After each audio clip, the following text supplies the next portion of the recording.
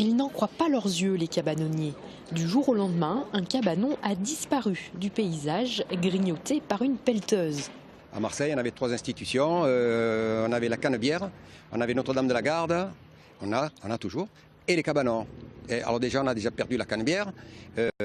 Si on perd les cabanons, je me pose toujours la question, à quand Notre-Dame de la Garde ? Souvent transmis par filiation, les cabanons restent la propriété du domaine maritime par baux de 2 ans renouvelables. Et pour être en conformité avec la loi littorale, la mairie, propriétaire de 2 cabanons, a proposé à l'État de détruire et réaménager l'espace. Nous allons installer des toilettes et des douches de façon pérenne dans ce cabanon qui reste. C'est un vrai service public que nous rendons, c'est une demande de la population et en même temps ça nous permet d'avoir une action sur une meilleure qualité des eaux de baignade.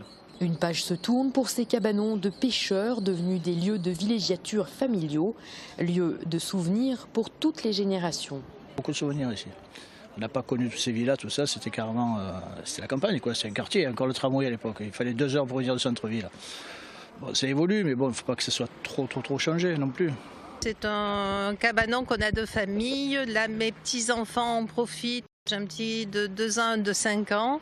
Pour eux, c'est le royaume. Ils me disent que c'est la plus belle plage du monde. Ils pêchent les crabes, les crevettes. Et quand on voit ça, l'inspection des cabanons, ça nous fait mal au cœur. Pour profiter des derniers jours d'été, les baigneurs habituels du bain des dames se sont repliés sur la plage de la Batterie, juste à côté.